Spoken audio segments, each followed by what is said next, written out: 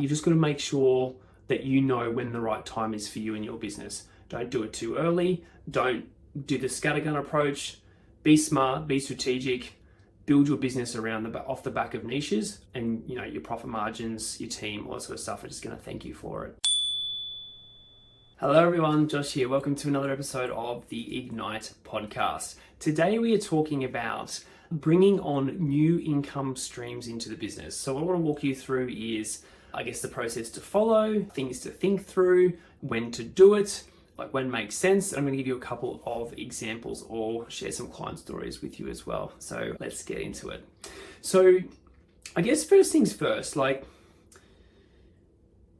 we talk a lot in our boardroom coaching programs about the riches are in the niches, in terms of making sure that you have a really solid niche in your marketplace. Because one of the biggest struggles I see business owners going through, and the thing that impacts them the most when it comes to growing quickly, that it comes to profit margins, it's having a happy team, those sorts of things, is being a generalist. Trying to be all things to all people, trying to have 5 different income streams coming in, working in different sectors, working with different clients, working across multiple industries, having this scattergun approach to when you start your business, or even if you're an established business, having this scattergun approach to driving revenue into your business. And I'm a massive advocate for, again, the riches are in the niches, being hyper-focused and simple scales, being hyper-focused, knowing, picking one niche in the marketplace, having one kind of income stream, one type of client, one type of income stream, one kind of industry, and just getting really dang good at that. And a lot of people freak out when they hear me talk about that, because they're but I'm cutting off so many opportunities in my business to bring in work. And I'm yeah, but is it high value work? Are you making profit on it? And how is your team going with 5 different income streams and 5 different types of clients and 5 different ways that you deliver your projects? I want you to really think about, and I will get to the topic of today's podcast, I promise. I want you to think about your business, and is it as efficient as it could be? Do you have too many income streams? Do you have too many types of clients in your world? Do you have too many different ways that you solve problems for them? And how are your team going with that?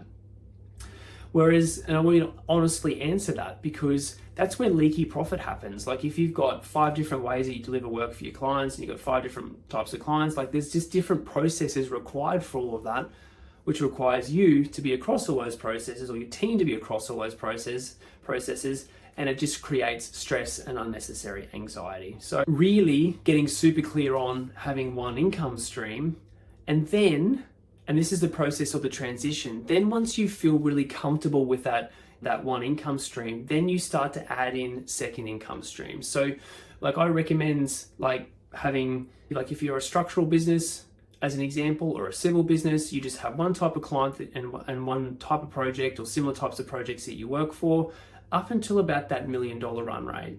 Because if you think about that, if you're working for the one type of client, doing similar projects all the time, you just get really good at it, and you can bed down your systems and processes and bed down how you deliver those projects for that one type of client. And then once you get good at that, then it's about diversifying. So a lot of people think that they're being smart by diversifying risk.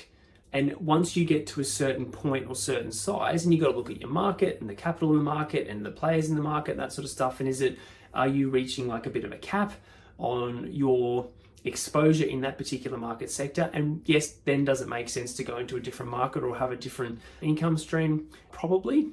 But you've got to really look at when is the right time. So we really recommend waiting till up to a sort of $1 million per year mark, one industry, one type of client, one way of solving a client's problems, and just getting really darn good at that. Because then you've got great systems and processes, you've got great profit coming in, you're building up a war chest from that profit, and I'll talk about that in a second, to then fund that next phase of growth. So we've got an amazing client, Andrew, in boardroom, and structural engineer.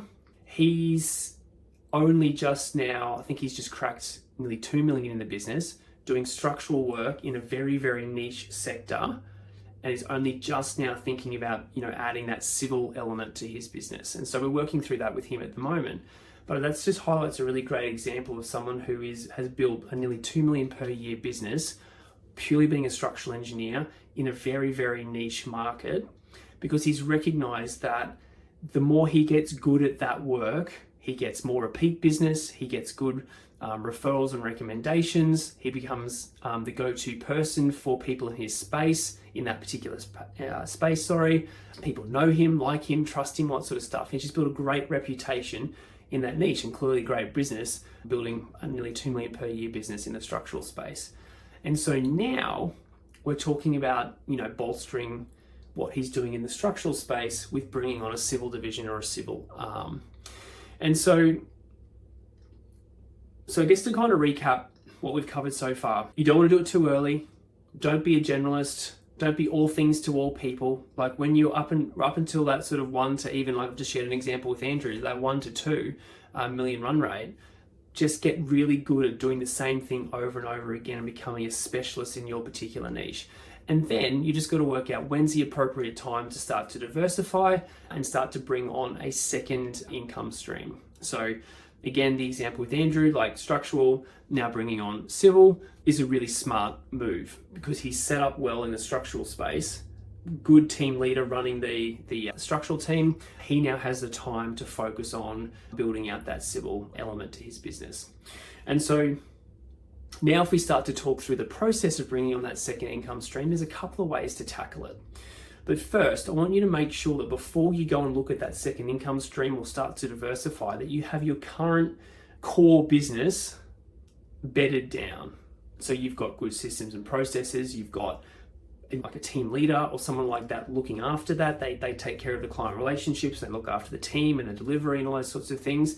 You've got to make sure before you get distracted and go off and pursue another income stream or start to diversify, that your core business, what you've built your reputation off the back of and what you've worked so hard to build, isn't going to fall down while you take the focus off that to go and build something else. So your core business needs to be taken care of first. And then 2 options. Like you as the business owner go, cool, core income streams working well, I've got a good team leader, I know and trust them, they're doing well, they've got carriage of the client relationships and that sort of thing. I've trained them up, they're looking after that part of the business really, really well.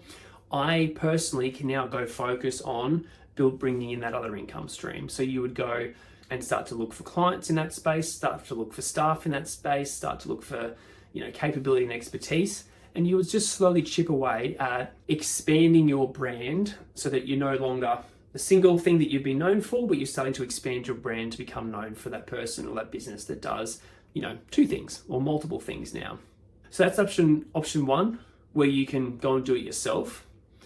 The other option, which is faster but comes with potentially higher risk, is hiring someone that's just going to start that division for you. So if I use the structural and civil example, you've got a structural business, it's humming really well, you've got a team leader in place looking after the structural stuff. You might then go to market and look for a civil team leader equivalent in the marketplace who can come into your business, and you can basically bolt them into your business, and they already come with relationships, reputation, potential staff once they start to win work off the back of their connections and their relationships. So it's going to get you up and running quicker with that second division or that second income stream.